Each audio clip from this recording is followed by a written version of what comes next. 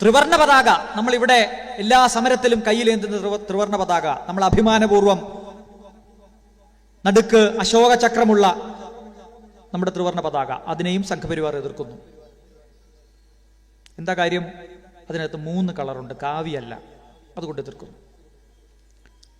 ഇന്ത്യയുടെ എല്ലാ തരത്തിലുള്ള സാംസ്കാരിക വൈവിധ്യങ്ങളും ആ കൊടിക്കകത്തുണ്ട്, അതുകൊണ്ട് ഞങ്ങൾ എതിർക്കുന്നു. പിന്നെ ലോകം ആദരിക്കുന്ന നമ്മുടെ മഹാത്മാഗാന്ധിജിയാണ്. അമേരിക്കയിൽ പോയാൽ നിങ്ങൾക്ക് MG റോഡ് കാണാം. എറണാകുളത്തെ പോലെ നിങ്ങൾക്ക് അമേരിക്കയിൽ പോയാൽ നിങ്ങൾക്ക് MG റോഡ് കാണാം. നിങ്ങൾക്ക് യൂറോപ്പിലെ പ്രധാനപ്പെട്ട രാജ്യങ്ങളിൽ സന്ദർശിച്ചാൽ നിങ്ങൾക്ക് അവിടെ മഹാത്മാഗാന്ധിയുടെ പ്രതിമ കാണാം. ജനീവയിൽ ഐക്യരാഷ്ട്രസഭയുടെ ആസ്ഥാനത്ത് പോയാൽ അവിടെ കാണാവുന്ന 2 പ്രതിമകളിൽ ഒന്ന് മഹാത്മാഗാന്ധിയുടെയാണ്. മഹാത്മാഗാന്ധിയുടെ ജന്മദിവസം ലോകമെമ്പാടും 120-ലധികം രാജ്യങ്ങളിൽ ഐക്യരാഷ്ട്രസഭ സമാധാനത്തിന്റെ അഹിംസയുടെ ദിനമായി ആചരിക്കുന്നത് ആ ഗാന്ധിജിയോടുള്ള ബഹുമാനം കൊണ്ടാണ്. ആ ഗാന്ധിജിയെ വെടിവെച്ചു കൊന്നത് സംഘപരിവാറാണ്.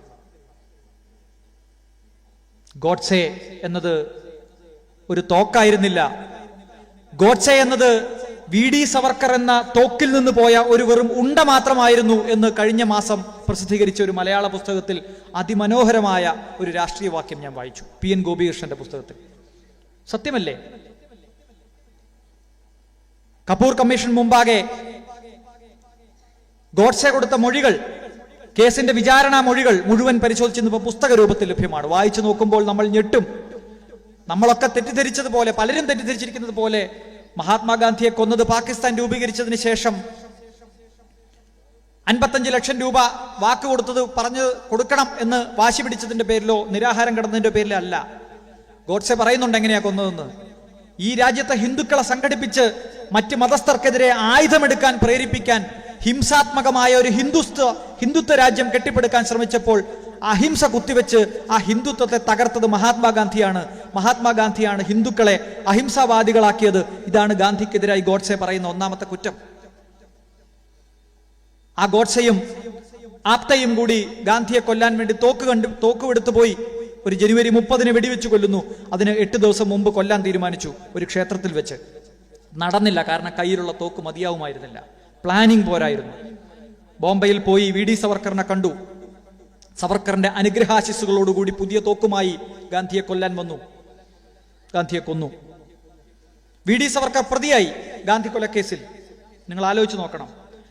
ആ VD സവർക്കറിനെ പിന്നെ നമ്മൾ കാണുന്നത് BJP ഗവൺമെന്റ് ആദ്യമായി അധികാരത്തിൽ വന്നപ്പോൾ പാർലമെന്റിന്റെ സെൻട്രൽ ഹാളിൽ എവിടെയാണോ ഗാന്ധിജിയുടെ ചിത്രം നമ്മളെ നോക്കി ചിരിക്കുന്നത് അതിന് നേരെ ഓപ്പോസിറ്റ് VD സവർക്കറിന്റെ പടം ഇവർ വെക്കുകയാണ്. 6 തവണ പരസ്യമായി മാപ്പെഴുതി കൊടുത്ത് ഞാൻ മാത്രമല്ല എൻ്റെ അനുയായികൾ പോലും നിങ്ങൾക്ക് വിടുപണി ചെയ്തു കൊള്ളാം എന്ന് ബ്രിട്ടീഷ് സാമ്രാജ്യത്തോട് മാപ്പെഴുതി കൊടുത്ത VD സവർക്കറിന്റെ പാരമ്പര്യം. ഇവർ ഈ രാജ്യത്തെ ഇങ്ങനെ തച്ചു തകർക്കുന്നത് എന്തിനാണ് ഇങ്ങനെ നശിപ്പിക്കുന്നത് എന്ന് നമ്മൾ ആലോചിച്ച് നോക്കും. നോട്ട് നിരോധനം മുതൽ സാമ്പത്തിക തകർച്ച മുതൽ ഇങ്ങോട്ട് ഈ രാജ്യത്തെ ഈ കാളക്കൂറ്റൻ പിഞ്ഞാണക്കടയിൽ കയറിയതുപോലെ എന്ന മട്ടിൽ ഈ ഗവൺമെന്റ് ഇങ്ങനെ നശിപ്പിച്ചുകൊണ്ടിരിക്കുകയാണ്. ആളുകൾ ചോദിക്കുക, ഈ രാജ്യത്തെ ഇങ്ങനെ നശിപ്പിക്കുമോ ഏതെങ്കിലും ഒരാളുകൾ, മറ്റേതെങ്കിലും ആളുകൾ? ഈ രാജ്യം കെട്ടിപ്പടുത്തതിന്റെ ചോരയിലും വിയർപ്പിലും ഒരു തുള്ളി ചോരയോ ഒരു തുള്ളി വിയർപ്പോ ഇല്ലാത്ത ആളുകൾക്ക് ഈ രാജ്യത്തെ തകർക്കുന്നതിന് യാതൊരു മനസാക്ഷിക്കുത്തും ഉണ്ടാവേണ്ട കാര്യമില്ല. കാരണം ഈ രാജ്യം അവരുടേതല്ല. അവർ ഈ രാജ്യം കെട്ടിപ്പടുത്തതിൽ ഒരു തുള്ളി രക്തം പോലും പങ്കിട്ടിട്ടില്ല. ബഞ്ച് ഓഫ് തോട്ട്സ് എന്ന പുസ്തകത്തിൽ RSSന്റെ സ്ഥാപകൻ നേതാവ് 2 ചെറുപ്പക്കാർ ഈ രാജ്യത്തെ സ്വാതന്ത്ര്യ സമരത്തിൽ പങ്കെടുക്കാൻ വരുന്നുണ്ട്. അവരോട് സദാശിവ ഗോൾവാക്കർ പറയുന്നു, നിങ്ങൾക്ക് വേറെ പണിയില്ലേ? നിങ്ങൾ എന്തിനാ ഈ സ്വാതന്ത്ര്യ സമരത്തിൽ പോയി പങ്കെടുക്കുന്നത്? ഞാൻ തമാശ പറയുന്നതല്ല. കുരുക്ഷേത്ര പബ്ലിക്കേഷൻ ഇറക്കിയ പുസ്തകത്തിൽ പറയുന്നുണ്ട്, നിങ്ങളൊന്ന് വായിച്ചു നോക്കണം. RSS പ്രസിദ്ധീകരിച്ച പുസ്തകമാണ്. നമ്മൾ ആരെങ്കിലും ഇനി കള്ളം പറഞ്ഞത് വേണ്ട. സ്വാതന്ത്ര്യ സമരത്തിൽ പങ്കെടുക്കാൻ കുടുംബത്തിലെ എല്ലാ ഉത്തരവാദിത്വങ്ങളും നിർവഹിച്ചു വന്ന 2 ചെറുപ്പക്കാരോട് RSSന്റെ സ്ഥാപകൻ പറയാണ്, നിങ്ങൾ വേറെ വല്ല പണിയുണ്ടെങ്കിൽ നോക്ക്, കുടുംബത്ത് പോയിരിക്കെ. അപ്പൊ അവർ പറഞ്ഞു, ഞങ്ങൾ 2 വർഷത്തേക്ക് കുടുംബത്തേക്ക് വേണ്ട എല്ലാ കാര്യങ്ങളും ചെയ്തു വെച്ചിട്ടാണ് സ്വാതന്ത്ര്യ സമരത്തിൽ പങ്കെടുക്കാൻ വരുന്നത്. അത് ശരി, നിങ്ങൾക്ക് 2 വർഷത്തേക്ക് വീട്ടിലുള്ള എല്ലാ ഉത്തരവാദിത്വം കഴിഞ്ഞു. അങ്ങനെയാണെങ്കിൽ നിങ്ങൾ സംഘപരിവാറിന് വേണ്ടി പ്രവർത്തിക്കൂ. എന്തിനാ ബ്രിട്ടീഷുകാർക്കെതിരെ സമരം ചെയ്യുന്നത്? ബ്രിട്ടീഷുകാർ ഈ രാജ്യം ഭരിച്ചുകൊണ്ട് എന്താ കുഴപ്പം? ഈ രാജ്യസ്നേഹം നമ്മളെ പഠിപ്പിക്കുന്ന ആളുകളുടെ പുസ്തകമാണ്, അവരുടെ ആശയമാണ്. അവർ 200 വർഷത്തിലധികം ഈ രാജ്യത്തെ കട്ടുമുടിച്ച ദ്രോഹിച്ച ബ്രിട്ടീഷ് സാമ്രാജ്യത്തിനെതിരെ ഒരു കൈപ്പടി പോലും, ഒരു സംഗതി പോലും ചെയ്തിട്ടില്ല എന്ന് മാത്രമല്ല, അവർക്ക് വിടുപണി ചെയ്യുന്ന, ഒറ്റുകൊടുക്കുന്ന പാരമ്പര്യമാണ് ഈ രാജ്യത്തെ സംഘപരിവാറിൻ്റെത്. അതുകൊണ്ട് അവർ ഈ രാജ്യത്തെ മഹാത്മാഗാന്ധിയുടെ കൊലക്കേസിൽ പ്രതിയായ ആളുടെ ചിത്രം സെൻട്രൽ ഹാളിൽ സ്ഥാപിച്ചു. ഇന്നിപ്പോ അമിത്ഷായുടെ പത്രസമ്മേളനങ്ങൾ കാണുന്ന നിങ്ങൾക്ക് ചിലർക്കെങ്കിലും കണ്ടു കാണും.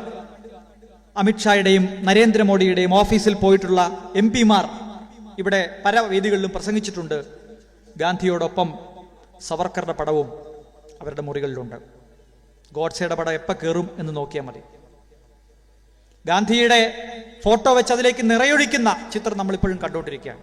ഞാൻ അതിന്റെ ചരിത്രത്തിലേക്കൊന്നും പോകുന്നില്ല, ഇവിടെ ഇനിയും ആളുകൾ സംസാരിക്കാനുണ്ട്. ഈ നിയമം എത്രമാത്രം അപകടമാണ് എന്ന് മാത്രം പറഞ്ഞുകൊണ്ട് ഞാൻ അതിലേക്ക് തിരിച്ചു വരാം. 5-ാം ആർട്ടിക്കിൾ ഭരണഘടനയിൽ ചേർത്തപ്പോൾ ഇന്ത്യയിൽ ജനിച്ച മുഴുവൻ മനുഷ്യരുടേതും ആണ് ഇന്ത്യ, അതുകൊണ്ട് അവർക്ക് പൗരത്വം നൽകണമെന്ന് ഭരണഘടന പറഞ്ഞു. ഏതാ ഇന്ത്യ? 1935 ബ്രിട്ടീഷുകാരുണ്ടാക്കിയ ഇന്ത്യ, പാകിസ്ഥാനും ബംഗ്ലാദേശും അടങ്ങിയ ഇന്ത്യ. ആ പ്രദേശത്ത് ജനിച്ച മനുഷ്യർ പോലും 1946 ജൂലൈ മാസത്തിന് മുമ്പ് ഇന്ത്യയിലേക്ക് വന്ന്, ഇന്ത്യയുടെ ആ ഘട്ടത്തിലെ ഇന്ത്യയിലേക്ക് വന്ന് താമസിച്ചിട്ടുണ്ടെങ്കിൽ അവർക്ക് പൗരത്വം കിട്ടിയിരിക്കണം എന്ന് പറഞ്ഞു. പാകിസ്ഥാനിൽ നിന്ന് ഇന്ത്യയിലേക്ക് വന്ന കുറച്ച് ആളുകളുണ്ട്. അവരുടെ കാര്യത്തിൽ തർക്കം വന്നു. അവിടെയും സംഘപരിവാർ എതിർത്തു. കോൺസ്റ്റിറ്റ്യൂഷൻ അസംബ്ലി പറഞ്ഞു, ഒരു തർക്കവും വേണ്ട, പാകിസ്ഥാനിൽ നിന്ന് ഇന്ത്യയിലേക്ക് വന്നിട്ടുള്ള മുഴുവൻ ആളുകൾക്കും ഇന്ത്യയിൽ ജനിച്ച ആളുകളെ പോലെ പൗരത്വം കിട്ടും. അന്ന് ബംഗ്ലാദേശ് ഉണ്ടായിട്ടില്ല. 72-ലാണ് പാകിസ്ഥാൻ വിഭജിച്ച് ബംഗ്ലാദേശ് ഉണ്ടാവും. ഡീംഡ് സിറ്റിസൺഷിപ്പ് ഈ ആളുകൾക്കെല്ലാം കിട്ടും. കുറച്ചാളുകൾ ഇന്ത്യയിൽ നിന്ന് സ്വാതന്ത്ര്യം കിട്ടിയപ്പോൾ പാകിസ്ഥാനിലേക്ക് പോയി. വലിയ നല്ല മതരാഷ്ട്രമായിട്ട് അവിടെ ഉണ്ടാവും എന്നൊക്കെ വിചാരിച്ച് അവരുടെ ബന്ധുക്കളൊക്കെ അവിടെയാണ്, അതുകൊണ്ട് അങ്ങോട്ട് പോയി. വലിയ കലാപം, 10 ലക്ഷത്തിലധികം മനുഷ്യരെ കൊന്നതിന്റെ പാപക്കറ, ആ ചോരക്കറ ഇപ്പോഴും സംഘപരിവാറുകാരുടെ കയ്യിലുണ്ട്. അങ്ങനെ വലിയ കൂട്ടക്കൊലയും കൊലപാതകങ്ങളും നടന്നപ്പോൾ പോയ ആളുകളിൽ ചിലർ തിരിച്ചു വന്നു. കോൺസ്റ്റിറ്റ്യൂഷൻ അസംബ്ലി ഡിബേറ്റ് ഇങ്ങനെ നടക്കുമ്പോൾ നിങ്ങൾ ആലോചിച്ച് നോക്കണം, ഈ രാജ്യത്തിന്റെ ദീർഘകാലത്തേക്കുള്ള ഭരണഘടന ഉണ്ടാക്കാൻ ചർച്ച നടത്തിക്കൊണ്ടിരിക്കുമ്പോൾ പുറത്ത് കലാപമാണ്, ലക്ഷക്കണക്കിന് മനുഷ്യർ കൊല്ലപ്പെടുകയാണ്. അവരുടെ ചോരയും ആർത്തനാദവും പുറത്ത് നടക്കുമ്പോൾ നമ്മൾ ഉണ്ടാക്കിയ ഭരണഘടനയാണിത്. ആ ഭരണഘടനാ അസംബ്ലിയിൽ അർത്ഥശങ്കയ്ക്കിടയില്ലാത്ത വിധം പണ്ഡിറ്റ് ജവഹർലാൽ നെഹ്റു പറഞ്ഞു, പാകിസ്ഥാനിൽ പോയി തെറ്റുപറ്റിയെന്ന് തോന്നി ഇന്ത്യയിലേക്ക് തിരിച്ചു വരുന്ന ആളുകൾക്ക് പോലും നമ്മൾ പൗരത്വം നൽകണം. അത് മതാടിസ്ഥാനത്തിലല്ല, അവിടെ നിന്ന് വരുന്ന ആളുകൾക്ക് ഇന്ത്യ ഒരു മാതൃരാജ്യമായി സ്വീകരിച്ച് തുടർന്നും ജീവിക്കാം എന്നുണ്ടെങ്കിൽ വരുന്നവന്റെ മനസാക്ഷി നോക്കി, അവന്റെ വരുന്നതിന്റെ ആവശ്യകത നോക്കി നമ്മൾ അവർക്ക് പൗരത്വം നൽകണം. റെസിഡൻഷ്യൽ പെർമിറ്റ് ഉണ്ടെങ്കിൽ റെസിഡൻഷ്യൽ പെർമിറ്റ് ഉള്ള ആളുകൾക്ക് ഇന്ത്യയിൽ പൗരത്വം നൽകണം. വരുന്നവന്റെ ഉദ്ദേശശുദ്ധി നോക്കണം, ജനിച്ച മതമല്ല നോക്കേണ്ടത്. ഇവിടെ എന്താ നോക്കുന്നത്? ഇവിടെ ജനിച്ച മതമാണ് നോക്കുന്നത്. പാകിസ്ഥാൻ, ബംഗ്ലാദേശ്, അഫ്ഗാനിസ്ഥാൻ എന്നീ രാജ്യങ്ങളിൽ നിന്ന്, 3 രാജ്യങ്ങളിൽ നിന്ന് മതദ്രോഹമോ മതദ്രോഹ ഭീതിയോ കൊണ്ട് ഇന്ത്യയിലേക്ക് 2014 ഡിസംബർ മാസം 31 മുൻപ് വന്നിട്ടുള്ള ആളുകൾക്ക് ഇന്ത്യയിൽ പൗരത്വം നൽകാം എന്നാണ് പറയുന്നത്. പൗരത്വ നിയമം ഉണ്ടാക്കാൻ ആർട്ടിക്കിൾ 11 കൊടുത്ത അധികാരം ഉപയോഗിച്ച് പാർലമെന്റ് 1955 പൗരത്വ നിയമം ഉണ്ടാക്കിയപ്പോൾ 4 തരത്തിൽ മാത്രമേ ഇന്ത്യയിൽ പൗരത്വം ഉണ്ടായിരുന്നുള്ളൂ. അതിന്റെ 3-ാം വകുപ്പിൽ പറയുന്നത് ഇന്ത്യക്കകത്ത് ജനിച്ച മനുഷ്യരെല്ലാം ഇന്ത്യയിലെ പൗരന്മാരായിരിക്കുമെന്നാണ്. അതിപ്പോ ഇന്ത്യക്കാരനെ ജനിച്ചാലും, ഒരു പാകിസ്ഥാൻകാരനെ ജനിച്ചാലും, ഒരു അമേരിക്കക്കാരനെ ജനിച്ചാലും, ഇന്ത്യൻ മണ്ണിലാണോ ഒരു കൊച്ചു പറഞ്ഞത്, ആ കൊച്ചിന് ഇന്ത്യയിലെ പൗരത്വം കിട്ടും. ഇതായിരുന്നു ഇന്ത്യയിലെ 55 മുതലുള്ള ഇന്ത്യയിലെ പൗരത്വ നിയമം. 3-ാം വകുപ്പ് പ്രകാരം ജന്മനാ കിട്ടുന്ന പൗരത്വം അതാർക്കും നിഷേധിക്കാൻ പറ്റത്തില്ല. അതൊരു സർക്കാരിന്റെ ഔദാര്യമല്ല, അതാർക്കും നിഷേധിക്കാൻ പറ്റത്തില്ല, അത് ജന്മസിദ്ധമാണ്. 4-ാം വകുപ്പ് പ്രകാരം പാരമ്പര്യത്തിലൂടെയുള്ള പൗരത്വം, ഇന്ത്യക്കാരായ ഏതെങ്കിലും അച്ഛനോ അമ്മയ്ക്കോ ലോകത്ത് ഏത് രാജ്യത്ത് ജനിച്ചാലും അവരുടെ കൊച്ചിന് ഇന്ത്യയിലെ പൗരത്വം കിട്ടും. അത് പാരമ്പര്യത്തിലൂടെ കിട്ടുന്ന പൗരത്വമാണ്. അത് കേന്ദ്ര സർക്കാരിന്റെ ഔദാര്യമല്ല, അതാർക്കും നിഷേധിക്കാനും കഴിയില്ല. 3ഉം 4ഉം വകുപ്പ് കഴിഞ്ഞാൽ 5-ാമത്തെ വകുപ്പിൽ ഇന്ത്യയിലേക്ക് വന്നിട്ടുള്ള ആളുകൾക്ക്, അത് കല്യാണം കഴിച്ച് വന്നവരാകാം, ബന്ധുബലത്തിൽ വന്നവരാകാം, അല്ലെങ്കിൽ തൊഴിൽപരമായി വന്നവരാകാം, അങ്ങനെ വന്നിട്ടുള്ള ആളുകൾക്ക് 7 വർഷം ഇന്ത്യയിൽ താമസിച്ചാൽ കേന്ദ്ര സർക്കാരിന് രജിസ്ട്രേഷനിലൂടെ പൗരത്വം നൽകാൻ ആവശ്യപ്പെടാം. അങ്ങനെ ആവശ്യപ്പെട്ടാൽ കേന്ദ്ര സർക്കാരിന് വേണമെങ്കിൽ പൗരത്വം നൽകാം. അത് കേന്ദ്ര സർക്കാരിന്റെ ഓപ്ഷനാണ്, അതാരുടെയും ജന്മാവകാശമല്ല. 5-ാം വകുപ്പിലെ രജിസ്ട്രേഷനിലൂടെയുള്ള പൗരത്വം കിട്ടണമെങ്കിൽ 7 വർഷം കാത്തിരിക്കണം. നമ്മുടെ സോണിയാഗാന്ധിക്കൊക്കെ കിട്ടിയിരിക്കുന്ന പൗരത്വം രജിസ്ട്രേഷനോടുള്ള പൗരത്വമാണ്. അവർ ഇന്ത്യയിൽ ജനിച്ചവരല്ല, ഇന്ത്യയുടെ പൗരന്മാരുടെ മക്കളായിട്ട് ജനിച്ചതുമല്ല. അവർക്ക് രജിസ്ട്രേഷനിലൂടെ പൗരത്വം കിട്ടിയതാണ്. 6-ാം വകുപ്പ് പ്രകാരം നാച്ചുറലൈസേഷനിലൂടെ പൗരത്വം കിട്ടും.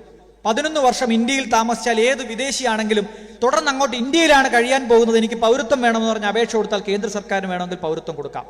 11 വർഷം കാലാവധി. നമ്മുടെ കലാമണ്ഡലത്തിൽ കഥകളി പഠിക്കാൻ വന്ന ഒരു വിദേശ വനിതയ്ക്ക് ഉൾപ്പെടെ നമുക്ക് പൗരത്വം കിട്ടിയിരിക്കുന്നത് അങ്ങനെയാണ്. ഇതിലൊന്നും പെടാത്തൊരു വിഭാഗമുണ്ട്, അത് നുഴഞ്ഞുകയറ്റക്കാരാണ്. ഈ രാജ്യത്ത് പാസ്പോർട്ടും വിസയും ഇല്ലാതെ നുഴഞ്ഞു കയറി വന്നിട്ടുള്ള ആളുകൾക്ക് ഈ രാജ്യത്ത് ഒരു 100 വർഷം താമസിച്ചാലും പൗരത്വത്തിന് അപേക്ഷിക്കാൻ കഴിയില്ല. കാരണം അവർ ഇല്ലീഗൽ മൈഗ്രൻസ് ആണ്, അവർ നുഴഞ്ഞു കയറി വന്ന ആളുകളാണ്. അതല്ലാത്ത ആളുകൾക്ക് മുഴുവൻ പൗരത്വം കൊടുക്കാൻ 2 തരത്തിലുള്ള പൗരത്വം കൊടുക്കാനുള്ള സംവിധാനം ഇന്ത്യയിലുണ്ട്. ജന്മസിദ്ധമായും പാരമ്പര്യമായും കിട്ടിയ പൗരത്വം ആർക്കും നിഷേധിക്കാൻ കഴിയില്ല.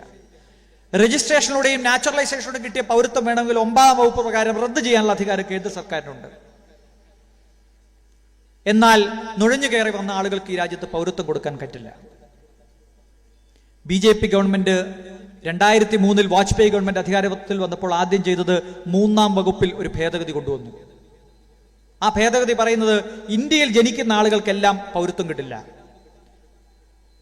അച്ഛനും അമ്മയും ആരാണെന്ന് തെളിയിക്കണം. ആ 2 പേരും ഇന്ത്യയിൽ നുഴഞ്ഞു കയറി വന്നവരല്ല എന്ന് തെളിയിക്കണം. അതിലൊരാൾ ഇന്ത്യൻ പൗരനാണ് എന്നും തെളിയിക്കണം. എന്നാൽ മാത്രമേ 2004 ജനുവരി മാസം 7-ാം തീയതിക്ക് ശേഷം ഇന്ത്യയിൽ പൗരത്വം കിട്ടുള്ളൂ. എന്തൊക്കെയാ തെളിയിക്കേണ്ടത്? അച്ഛനാര് അമ്മയാര് എന്ന് തെളിയിക്കണം. അച്ഛനും അമ്മയും ഇന്ത്യയിൽ നുഴഞ്ഞു കയറി വന്നവരല്ല എന്ന് ഈ കുട്ടി തെളിയിക്കണം. അതിലൊരാൾ ഇന്ത്യൻ പൗരനാണ് എന്നും തെളിയിക്കണം. അച്ഛനാര് അമ്മയാര് എന്ന് തെളിയിക്കാൻ ഇവിടെ ഇരിക്കുന്ന ആളുകൾക്ക് ബഹുഭൂരിപക്ഷം പേർക്കും സാധിക്കും, പക്ഷെ അനാഥർക്ക് സാധിക്കില്ല. നമ്മുടെ നാട്ടിൽ അമ്മത്തൊട്ടിലുണ്ട്, ഉപേക്ഷിച്ചു പോകുന്ന കുട്ടികൾ വളരുന്ന സ്ഥലം, അനാഥ മന്ദിരങ്ങളുണ്ട്. അവിടെ ജനിച്ച കുട്ടികൾക്കാർക്കും അച്ഛനാര് അമ്മയാരും തെളിയിക്കാൻ പറ്റത്തില്ല. സാംസ്കാരിക സാമൂഹിക സാഹചര്യങ്ങൾ കൊണ്ട് പലർക്കും കൃത്യമായി അച്ഛനാര് അമ്മയാര് എന്ന് പറയാൻ പറ്റില്ല. ഉപേക്ഷിച്ചു പോയ കുട്ടികളുണ്ടാവും, തെരുവിൽ വളരുന്ന കുട്ടികളുണ്ടാവും. അവർക്കൊന്നും 2004 ജനുവരി മാസം 7-ാം തീയതിക്ക് ശേഷം പൗരത്വം കിട്ടില്ല. BJP ഗവൺമെന്റ് 2003 ഭേദഗതി പ്രകാരം. പ്രശ്നം അവരുടെയല്ലേ, അതുകൊണ്ട് നമ്മളാരും പ്രതികരിച്ചില്ല ഇതുവരെ. അച്ഛനും അമ്മയും നുഴഞ്ഞു കയറി വന്നവരല്ല എന്ന് തെളിയിക്കണം. പൗരത്വം തെളിയിക്കാനുള്ള ബാധ്യത 2003 മുൻപ് സർക്കാരിൻ്റെതായിരുന്നെങ്കിൽ അതിനുശേഷം അത് പൗരന്മാരുടേതായി മാറി. എന്താ പ്രധാനപ്പെട്ട വ്യത്യാസം? ഞാനിപ്പോൾ ഇവിടെ വന്ന് 5-6 മണിക്കൂറൊക്കെ കഴിഞ്ഞ് തിരിച്ചു പോകുമ്പോൾ ഈ പ്രദേശത്ത് ഏതെങ്കിലും ഒരു കുറ്റകൃത്യം നടന്നിട്ടുണ്ടെങ്കിൽ എൻ്റെ ശത്രുതയുള്ള ആരെങ്കിലും ഒരു പരാതി പോലീസ് സ്റ്റേഷനിൽ പോയി കൊടുത്താൽ പോലീസിന് വേണേൽ എന്നെ ആ കേസിൽ പ്രതിയാക്കാം. പക്ഷെ പോലീസ് അത് സംശയാതീതമായി കോടതിയിൽ തെളിയിക്കുന്നത് വരെ ഞാൻ നിരപരാധിയാണ്. കുറ്റം തെളിയിക്കേണ്ട ബാധ്യത ആ കുറ്റം ആരോപിക്കുന്ന പ്രോസിക്യൂഷനും സർക്കാരിനുമാണ്. അതുവരെ പൗരന്മാർ തെളിവ് ബാധ്യത ഇല്ലാത്ത ആളുകളാണ്. പൗരത്വത്തിന്റെ കാര്യത്തിൽ 2003 ശേഷം ഇന്ത്യയിൽ അത് തെളിയിക്കേണ്ട ബാധ്യത എന്റെയും നിങ്ങളുടേതായി മാറി. പൗരത്വം തെളിയിക്കാത്ത മനുഷ്യരെല്ലാം വിദേശികളാണ് എന്ന നിയമം കൊണ്ടുവന്നു. ഫോറിനേഴ്സ് ആക്ടിന്റെ 1946 ഫോറിനേഴ്സ് ആക്ടിന്റെയും പാസ്പോർട്ട് ആക്ടിന്റെയും കീഴിൽ അല്ലാത്ത ആളുകൾ നുഴഞ്ഞുകയറ്റക്കാരാണ് എന്ന പ്രിസംഷൻ കൊണ്ടുവന്നു. അടുത്ത ഭേദഗതി 14A എന്ന് പറയുന്ന പുതിയ വകുപ്പ് എഴുതി ചേർത്തു. ഇന്ത്യയിലെ എല്ലാ മനുഷ്യർക്കും ഒരു ID കാർഡ് ഉണ്ടായിരിക്കണം പൗരന്മാർക്ക്. ആ ID കാർഡിന്റെ അടിസ്ഥാനത്തിൽ ഒരു പൗരത്വ പട്ടിക തയ്യാറാക്കണം. ആ പൗരത്വ പട്ടിക തയ്യാറാക്കേണ്ടത് എങ്ങനെയാണ് എന്നുള്ള കാര്യത്തിൽ ഉദ്യോഗസ്ഥർക്ക് അതിന്റെ അവകാശം വിട്ടുകൊടുത്തു. 2003 കേന്ദ്ര സർക്കാരിന്റെ കീഴിലുള്ള ഉദ്യോഗസ്ഥർ കൊണ്ടുവന്ന ചട്ടപ്രകാരം ഇന്ത്യയിൽ ഓരോ പ്രദേശത്തും ഓരോ ലോക്കൽ രജിസ്റ്റർ തയ്യാറാക്കും. 6 മാസമായി താമസിക്കുന്ന ആളുകളുടെ പട്ടിക. അങ്ങനെ താമസിക്കുന്ന ആളുകളുടെ ലോക്കൽ രജിസ്റ്റർ തയ്യാറാക്കി ജില്ലാതലത്തിൽ അത് തയ്യാറാക്കി അത് ദേശീയ തലത്തിൽ ഉണ്ടാക്കും. അതിന്റെ പേരാണ് പോപ്പുലേഷൻ രജിസ്ട്രി അഥവാ NPR. ഈ NPRനകത്ത് പൗരത്വം സംശയമുള്ള ആളുകളുടെ പേരിന് നേരെ D എന്ന് മാർക്ക് ചെയ്താൽ അവർ സംശയമുള്ള പൗരത്വത്തിനുടമയാണ്, ഡിസ്പ്യൂട്ടഡ് സിറ്റിസൺസ് ആണ്. ഈ ഡിസ്പ്യൂട്ടഡ് സിറ്റിസൺസിന്റെ വീട്ടിലേക്ക് ഒരു നോട്ടീസ് വരും, നിങ്ങൾ പൗരത്വം തെളിയിച്ചു കൊള്ളണം. എങ്ങനെയാ ഇവർ D എന്ന് മാർക്ക് ചെയ്യുന്നത്? അതിന് യാതൊരു മാനദണ്ഡവും ഇല്ല, അത് അവർ തീരുമാനിക്കും. അച്ഛൻ്റെ അമ്മയുടെയും ജനിച്ച സ്ഥലം കൃത്യമായി ഇന്ത്യയല്ല. സ്കൂളിൽ ചേർത്തപ്പോൾ ഉള്ള സർട്ടിഫിക്കറ്റിനകത്തുള്ള ഡേറ്റും യഥാർത്ഥ ഡേറ്റ് ഓഫ് ബർത്തും 2 സർട്ടിഫിക്കറ്റിലെ പേരിനകത്തും അല്ലാത്ത മറ്റു പേരുകളിലും പാസ്പോർട്ടിലും ഒക്കെ വ്യത്യസ്തമായിട്ടുള്ള പേരുകളുണ്ട്, സ്പെല്ലിംഗ് മിസ്റ്റേക്ക് ഉണ്ട്.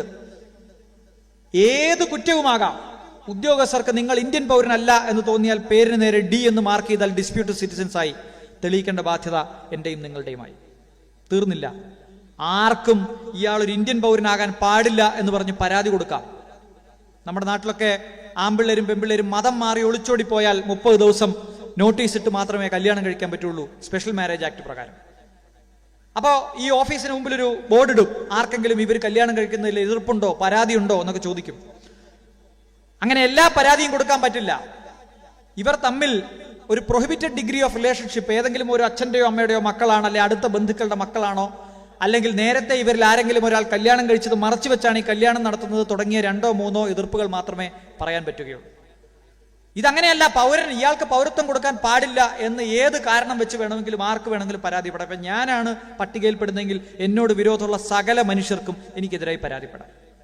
ഇതെല്ലാം തെറ്റാണെന്ന് തെളിയിച്ച് എന്റെ പൗരത്വം സ്ഥാപിക്കേണ്ട ഉത്തരവാദിത്വം എന്റെയാണ്. അങ്ങനെ തെളിയിക്കാൻ സാധിക്കുന്നില്ലെങ്കിൽ NRC എന്ന് പറയുന്ന ഈ രാജ്യത്തെ പൗരത്വ പട്ടികയിലേക്ക് എനിക്ക് കയറാൻ പറ്റുകയില്ല. ഇല്ലെങ്കിൽ എന്റെ സ്ഥാനം പുറത്താണ്. തെളിയിച്ചാൽ എനിക്ക് NRC പട്ടികയിലേക്ക് കയറാം. ഇതാണ് ആസാമിൽ കഴിഞ്ഞ കുറച്ചു കാലമായി നടക്കുന്നത്. സുപ്രീം കോടതി വിധി പറഞ്ഞിട്ടാണ് ഞങ്ങളുടെ കുറ്റമല്ല എന്ന് BJP ഗവൺമെന്റ് പറയുന്നുണ്ട്. എന്നാ BJPക്ക് ഈ ആക്ട് അങ്ങ് പിൻവലിച്ചാൽ പോരെ? സുപ്രീം കോടതി പറഞ്ഞോ NRC ഈ രാജ്യത്ത് എല്ലായിടത്തും നടപ്പാക്കിയേ പറ്റൂവെന്ന്?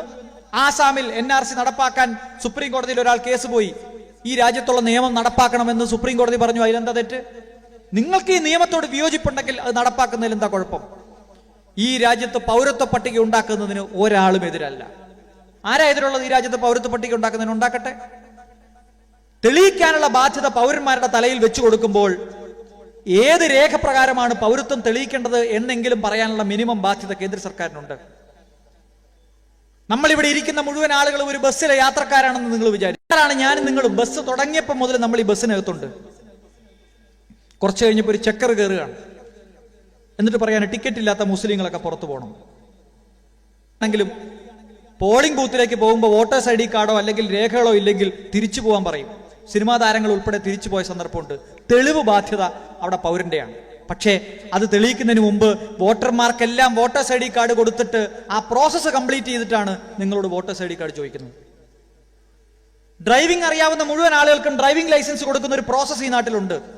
അങ്ങനെ എന്റെയും നിങ്ങളുടെയും പോക്കറ്റിൽ ഡ്രൈവിംഗ് ലൈസൻസ് വെച്ച് നമ്മൾ വണ്ടി ഓടിക്കുമ്പോൾ പോലീസോ RTO കൈ കാണിച്ച് എവിടെ ഡ്രൈവിംഗ് ലൈസൻസ് വെച്ചാൽ നമ്മൾ കാണിക്കാൻ ബാധ്യത നമ്മുടെയാണ്.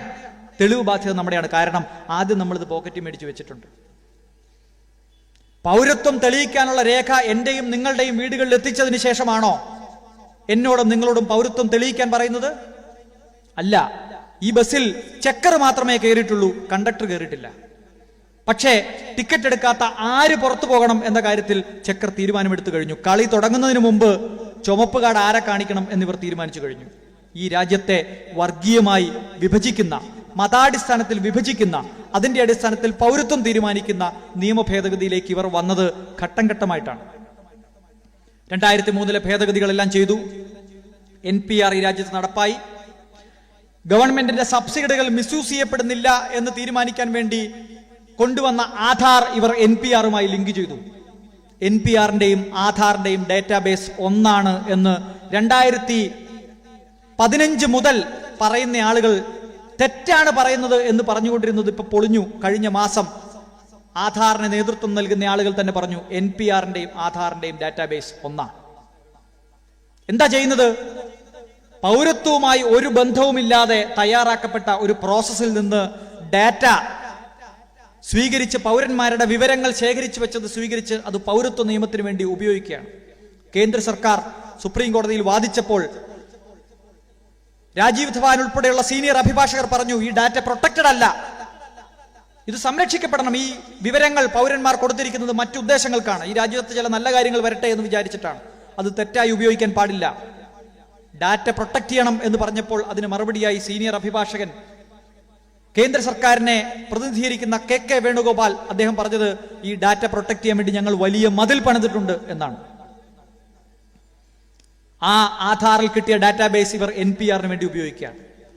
എല്ലാ 10 വർഷം കൂടുമ്പോഴും ഈ രാജ്യത്തെ എല്ലാ മനുഷ്യരുടെയും കണക്കെടുപ്പ് നടത്തുന്ന സെൻസസിനകത്തേക്ക് NPR നുഴഞ്ഞു കയറ്റിക്കൊണ്ട് ഇവർ പൗരത്വ ഭേദഗതി നിയമം നടപ്പാക്കാൻ ശ്രമിച്ചുകൊണ്ടിരിക്കുകയാണ്.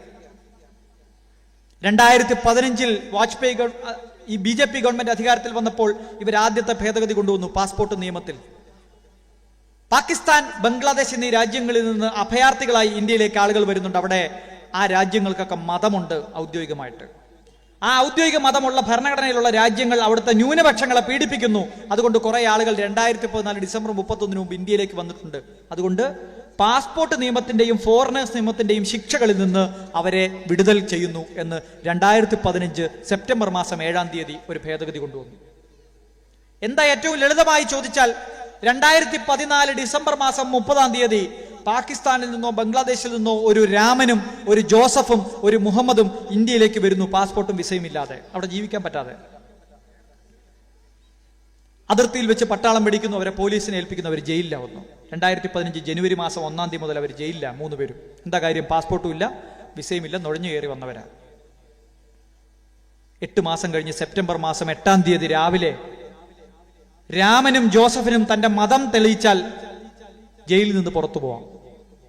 മുഹമ്മദ് ജയിലിനകത്ത് തുടരും. കാരണം പാസ്പോർട്ട് നിയമത്തിനകത്തെ ശിക്ഷാ കാലാവധിയിൽ നിന്ന്, ശിക്ഷാ നടപടികളിൽ നിന്ന് ഒഴിവാക്കപ്പെട്ട 6 മതവിഭാഗത്തിൽ മുഹമ്മദിന്റെ മതമില്ല. ആയുഷ്കാലം പള്ളിയിൽ പോകാത്ത ഒരാളാണ് ഈ മുഹമ്മദ് എന്ന് സങ്കല്പിക്കുക. അച്ഛനും അമ്മയ്ക്കും, ഇസ്ലാമായ അച്ഛനും അമ്മയ്ക്കും ഉണ്ടായ മുഹമ്മദ് പക്ഷേ യുക്തിവാദിയായി പള്ളിയിൽ പോയിട്ടില്ല. കാര്യമില്ല. മുഹമ്മദ് ജനിച്ച മതം ഈ 6 മതവിഭാഗത്തിൽപ്പെട്ട എക്സംഷൻ ലിസ്റ്റിൽ ഇല്ലാത്തത് കൊണ്ട് മുഹമ്മദ് അപ്പോഴും ജയിലിൽ തന്നെ കിടക്കും. ദൈവമുണ്ടോ ഇല്ലയോ എന്ന കാര്യത്തിൽ സന്ദേഹമുള്ള ഒരു വിഭാഗമുണ്ട്. അവർ ദൈവം ഉണ്ടെന്നും പറയത്തില്ല, ഇല്ലെന്നും പറയത്തില്ല. അതിൽപ്പെട്ടയാളാണെങ്കിലും മുഹമ്മദ് ജയിലിൽ തന്നെ കിടക്കും. കാരണം മുഹമ്മദ് ജനിച്ച മതം ഇതിനകത്ത് എക്സംഷൻ ലിസ്റ്റിലില്ല. പുറത്തിറങ്ങിയ ജോസഫിനും പുറത്തിറങ്ങിയ രാമനും ഇന്ത്യയിൽ ഒരു കാലത്തും പൗരത്വത്തിന് അപേക്ഷിക്കാൻ പറ്റില്ല. കാരണം അവർ നുഴഞ്ഞുകയറ്റക്കാരാണ്. അങ്ങനെ പുറത്തിറങ്ങിയ 2 പേർക്കും പൗരത്വം കൊടുക്കാൻ 2019 പൗരത്വ നിയമത്തിന്റെ അകത്ത് 2-ാം വകുപ്പിൽ ആരാണ് നുഴഞ്ഞുകയറ്റക്കാർ എന്നുള്ളതിൽ ഭേദഗതി കൊണ്ടുവരുന്നു. എന്തിനാണ് പാകിസ്ഥാനും ബംഗ്ലാദേശും തെരഞ്ഞെടുത്തത്? ഇന്ത്യയുടെ ഭാഗമായിരുന്നു പാകിസ്ഥാനും ബംഗ്ലാദേശും. ഇന്ത്യയുടെ ഭാഗമായി അങ്ങോട്ടും ഇങ്ങോട്ടും മാറിയപ്പോൾ ആളുകൾ അങ്ങോട്ടും ഇങ്ങോട്ടും പലായനം ചെയ്ത രാജ്യങ്ങളാണ്. അതുകൊണ്ട് പാകിസ്ഥാനും ബംഗ്ലാദേശും തെരഞ്ഞെടുക്കുന്നു. കാരണം പറഞ്ഞത്, പ്രാദേശികമായി നിലനിൽക്കുന്ന രാജ്യങ്ങൾ, ഇന്ത്യയുമായി അതിർത്തി പങ്കിടുന്ന രാജ്യങ്ങൾ, ഒരു മതം അവരുടെ ഔദ്യോഗിക മതമായി സ്വീകരിച്ച രാജ്യങ്ങൾ, അവിടെ മതദ്രോഹം നിലനിൽക്കുന്നതുകൊണ്ട് അവരുടെ ന്യൂനപക്ഷങ്ങളെ ഇന്ത്യ സ്വീകരിക്കുന്നു എന്നാണ്. മറ്റ് രാജ്യങ്ങളുണ്ടല്ലോ, ശ്രീലങ്ക ഇന്ത്യയുടെ പരിസരത്താണ്, അവിടെ ഔദ്യോഗിക മതം ബുദ്ധിസമാണ്, അവിടെ ആളുകളെ പീഡിപ്പിക്കുന്നുണ്ട്, അവർ ഇന്ത്യയിലേക്ക് വരുന്നുണ്ട്. നമ്മുടെ തമിഴ് നാട്ടിൽ താമസിക്കുന്ന തമിഴ് ഈലം വംശജർ, ഹിന്ദുക്കളായിട്ടുള്ള ആളുകൾ അവിടുന്ന് പീഡിപ്പിക്കപ്പെട്ടു വന്ന ആളുകളാണ്, അവർക്ക് പൗരത്വം വേണ്ട. ഭൂട്ടാൻ എന്ന് പറയുന്ന രാജ്യം ബുദ്ധിസ്റ്റ് രാജ്യമാണ്, വജ്രായന ബുദ്ധിസം. അവിടെ പോയിട്ടുള്ള ആളുകൾക്കറിയാം, അവിടെ നിന്ന് ക്രിസ്ത്യാനികൾ മതപരമായ പീഡനം ഏറ്റുവാങ്ങി ഇന്ത്യയിലേക്ക് വന്ന് പ്രാർത്ഥിച്ച് തിരിച്ചു പോകുന്നത് നമുക്ക് കാണാം. അവിടെ നിന്ന് വരുന്ന ആളുകൾക്ക് ഇത് ബാധകമല്ല. മ്യാൻമറിൽ നിന്ന് ഇന്ത്യയിലേക്ക് വരുന്ന റോഹിംഗ്യൻ അഭയാർത്ഥികൾ, അവർക്കും ഈ നിയമം ബാധകമല്ല. 2016 ജൂലൈ മാസമായപ്പോൾ, 1 വർഷം കൂടി കഴിഞ്ഞപ്പോൾ, അഫ്ഗാനിസ്ഥാൻ എന്ന പേര് കൂടി ഇതിനകത്തേക്ക് എഴുതി ചേർക്കുന്നു. എന്താ കാര്യം? അഫ്ഗാനിസ്ഥാൻ ഇന്ത്യയുമായിട്ട് അതിർത്തി പങ്കിടുന്നുണ്ടോ? ഇല്ല. ഏതെങ്കിലും കാലത്ത് ഇന്ത്യയുടെ ഭാഗമായിരുന്നോ അഫ്ഗാനിസ്ഥാൻ? അല്ല. വല്ല ചെങ്കിസ് ഖാനും ഭരിച്ചിരുന്ന കാലത്തായിരിക്കും. ഏതായാലും സ്വതന്ത്ര ഇന്ത്യയുടെ ഭാഗമായിരുന്നില്ല, ബ്രിട്ടീഷ് ഇന്ത്യയുടെ ഭാഗവുമായിരുന്നില്ല. പിന്നെ അഫ്ഗാനിസ്ഥാനുമായി ഇന്ത്യ ഇപ്പൊ അതിർത്തി പങ്കിടുന്നുണ്ടെന്ന ചോദ്യത്തിന് പോലും പാർലമെന്റിൽ കൃത്യമായ ഉത്തരം അമിത്ഷാ പറഞ്ഞില്ല. കാരണം അത് പാക് അധീന കശ്മീരിന്റെ ഭാഗമാണ്. പിന്നെന്തിനാ അഫ്ഗാനിസ്ഥാൻ ഇതിന്റെ കൂടെ ചേർക്കുന്നത്? പാകിസ്ഥാൻ ബംഗ്ലാദേശ് എന്ന് പാടുമ്പോൾ ആ പാട്ടൊന്ന് ക്ലിയർ ആയിട്ട് പാടണമെങ്കിൽ അഫ്ഗാനിസ്ഥാൻ എന്നുകൂടി വേണം. കാരണം അപ്പം മാത്രമേ മതരാഷ്ട്രങ്ങളുടെ ഒരു നിര ഉണ്ടാവുകയുള്ളൂ, മുസ്ലിം മതരാഷ്ട്രങ്ങളുടെ ഒരു നിര ഉണ്ടാവുകയുള്ളൂ. താലിബാൻ എന്നൊക്കെ കേൾക്കുമ്പോഴേ നമുക്കൊരു ഈ പറയുന്ന കാര്യങ്ങൾ കൃത്യമായ ആളുകളിലേക്ക് BJPക്ക് എത്തിക്കാൻ പറ്റുള്ളൂ. ഈ രാജ്യങ്ങളിൽ മതത്തിന്റെ അടിസ്ഥാനത്തിൽ മാത്രമാണോ ദ്രോഹം നിലനിൽക്കുന്നത്? അല്ല. മലാല യൂസഫ് എന്ന് പറഞ്ഞ ഒരു പെൺകുട്ടി സ്കൂളിൽ പോകണമെന്ന് പറഞ്ഞതിന്റെ പേരിലാണ് താലിബാൻ അവരെ കൊല്ലാക്കൊല ചെയ്തത്. അവർ ആ രാജ്യം വിട്ടോടി. അവരൊരു മുസ്ലിമായിരുന്നു. ബംഗ്ലാദേശിൽ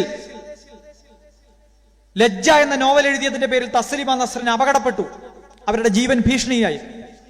ഇന്ത്യയിൽ ഒരു പള്ളി പൊളിച്ചപ്പോൾ, ബാബറി മസ്ജിദ് പൊളിച്ചപ്പോൾ അതിന്റെ പേരിൽ ഒരു പുസ്തകം എഴുതിയതിന്റെ പേരിൽ ബംഗ്ലാദേശിൽ നിന്ന് വിട്ടുപോകേണ്ടി വന്ന ഒരു സ്ത്രീയാണ്, എഴുത്തുകാരിയാണ് തസ്ലിമ നസ്റിൻ. അവരൊരു ഇസ്ലാമിക സ്ത്രീയായിരുന്നു. എത്ര എഴുത്തുകാരുടെ പേര് വേണം, എത്ര സാംസ്കാരിക പ്രവർത്തകരുടെ പേര് വേണം, എത്ര കവികളുടെയും എത്ര സംഗീതജ്ഞരുടെയും പേര് വേണം പാകിസ്ഥാനിൽ നിന്നും ബംഗ്ലാദേശിൽ നിന്നുമൊക്കെ ഓടിപ്പോകേണ്ടി വന്ന ആളുകൾ. എന്തിനധികം പറയുന്നു?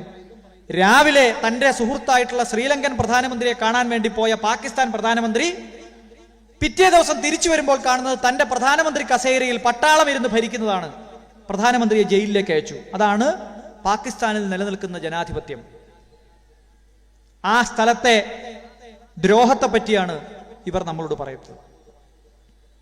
എല്ലാ തരത്തിലുള്ള മനുഷ്യരും മതത്തിന്റെ പേരിലും അല്ലാതെയും പീഡിപ്പിക്കപ്പെടുന്ന രാജ്യങ്ങളിൽ നിന്ന് ഇന്ത്യയിലേക്ക് വരുന്നുണ്ട്. അതുകൊണ്ടാണ് ചിക്കാഗോ പ്രസംഗത്തിൽ മഹാനായിട്ടുള്ള ലോകമെമ്പാടും ആദരിക്കുന്ന ഹിന്ദു സന്യാസിയായിട്ടുള്ള വിവേകാനന്ദ സ്വാമികൾ പറഞ്ഞത്, അതിന്റെ 6ാമത്തെ വരിയിൽ പറഞ്ഞത്, ലോകത്തെ എല്ലാ രാജ്യങ്ങളിൽ നിന്നും എല്ലാ മതവിഭാഗത്തിലും പെട്ട അഭയാർത്ഥികൾക്ക് അഭയമരുളുന്ന രാജ്യമാണ് എന്റെ രാജ്യമെന്ന് എനിക്ക് പറയാൻ എനിക്ക് അഭിമാനമുണ്ട് എന്ന്. ചിക്കാഗോ പ്രസംഗത്തിലെ വാചകമാണ്. എല്ലാ രാജ്യങ്ങളിൽ നിന്നും വരുന്ന എല്ലാ മതത്തിലും പെട്ട അഭയാർത്ഥികൾക്ക് അഭയമരുളുന്ന നമ്മുടെ രാജ്യം. ഇതാണ് ഈ രാജ്യത്തിന്റെ സംസ്കാരം. ആ വിവേകാനന്ദ സ്വാമിയുടെ ഫോട്ടോ വെച്ചുകൊണ്ടാണ് ഇവർ ഈ രാജ്യത്തെ കലാപകലുഷിതമാക്കി മാറ്റാൻ തേരോട്ടം നടത്തിയതും ഇപ്പോൾ വോട്ട് പിടിക്കുന്നതും. അങ്ങേര് ജീവിച്ചിരുന്ന ഇവരെ കല്ലെടുത്തെറിഞ്ഞാൽ. വിവേകാനന്ദ സ്വാമികൾ ഇങ്ങനെയാണ് ഇവർ ഈ രാജ്യത്തെ നശിപ്പിച്ചുകൊണ്ടിരിക്കുന്നത്. 2016 ഭേദഗതിക്ക് ശേഷം 3 രാജ്യങ്ങളിൽ നിന്ന് വന്ന 6 മതത്തിൽപ്പെട്ട ആളുകൾക്ക് മാത്രം ശിക്ഷാ കാലാവധിയിൽ നിന്ന് ഇളവ്. മുസ്ലിങ്ങൾക്കും പേരിന് ജൂതർക്കും ഇതിനകത്ത് ഇളവില്ല. അടിസ്ഥാന തത്വമാക്കിയാൽ ഈ രാജ്യത്തെ മുസ്ലിങ്ങളെ, ഈ രാജ്യത്തെ ദളിതരെ, ഈ രാജ്യത്തെ ആദിവാസികളെ പച്ചയ്ക്ക് കത്തിക്കുന്ന സംഘപരിവാറിന്റെ മതമേതാ? അങ്ങനെയാണെങ്കിൽ ഈ രാജ്യത്തെ ഒറ്റ ഹിന്ദുവിനെ ഇവിടെ ഒരു പരിപാടിക്ക് അടുപ്പിക്കാൻ പാടില്ല. കാരണം ഇവർ ചെയ്യുന്ന വൃത്തികേടുകൾ മുഴുവൻ അവർ ജനിച്ച മതം പേരണം എന്നുണ്ടെങ്കിൽ ഈ രാജ്യത്തെ ഒറ്റ ഹിന്ദുവിന് ഈ രാജ്യത്തിന്റെ വഴിയിലൂടെ തലയുയർത്തി നടക്കാൻ പറ്റാത്ത പണിയാണ് ഇവർ ചെയ്യുന്നത്. നിങ്ങൾ ഒരു ക്രിമിനൽ ചെയ്യുന്ന ആക്ടിവിറ്റി അതിന്റെ മതത്തോട് ചേർത്ത് വെക്കുന്നത് എന്തിനാണ്? മനുഷ്യരെ വിഭജിക്കാൻ. എന്തിനാ വിഭജിക്കുന്നത്? അത് പറയാതെ പോകുന്ന സമരങ്ങളാണ് പലതും. എന്തിനാ ഈ CAA കൊണ്ടുവരുന്നത്? ഈ ആളുകളെ മുഴുവൻ തടങ്കൽ പാളയത്തിൽ അടച്ച് ഇവർക്ക് എല്ലാ കാലത്തും ഭരിക്കാന്ന് വിചാരിച്ചിട്ടാണോ? അല്ല. അങ്ങനെ ഈ രാജ്യത്തെ ലക്ഷക്കണക്കിന് മനുഷ്യരെ തടങ്കൽ പാളയത്തിൽ അയക്കാൻ പറ്റില്ല എന്ന് ഈ രാജ്യത്തെ നമുക്ക് ബോധ്യമുള്ളതിനേക്കാൾ കൂടുതൽ നരേന്ദ്രമോദിക്ക് ബോധ്യമുണ്ട്. അങ്ങനെ ഇവര് പണിതാൽ തീരുന്ന തടങ്കൽ പാളയത്തിലൊന്നും തീരുന്ന ആളുകളല്ല ഇവിടെ ഉള്ളത്. അത്രയും ജനസംഖ്യയല്ല ഉള്ളത്. കയറാനും പോകുന്നില്ല. പോലീസോ പട്ടാളോ ഉപയോഗിച്ച് ഈ രാജ്യത്ത് ഈ നിയമം നടപ്പാക്കാനും കഴിയില്ല. ഇതവർക്ക് നന്നായിട്ട് അറിയാം.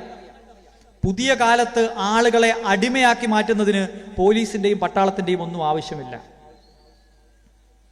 NRC, NPR, CAA മതാടിസ്ഥാനത്തിൽ പൗരത്വം തീരുമാനിക്കുന്നു. അതിനുശേഷം പൗരന്മാരോട് നിങ്ങളുടെ പൗരത്വം തെളിയിക്കാൻ പറയുന്നു. തെളിയിക്കാൻ വേണ്ടി ആളുകൾ ട്രൈബ്യൂണലുകളിൽ ഓടി നടക്കുന്നു. 1400 കോടി രൂപ ചെലവാക്കി ആസാമിൽ 200 ട്രൈബ്യൂണൽ നടന്നു. 14 ലക്ഷം പേർ പുറത്തു നിൽക്കുക.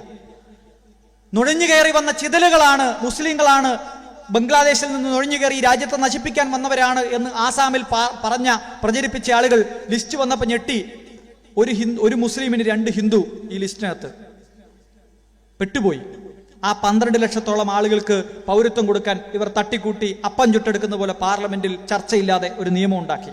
അതാണ് CAA. ഈ ബാക്കിയുള്ള ആളുകൾ മുഴുവൻ ജയിലിലടക്കാമെന്ന് വിചാരിച്ചല്ല.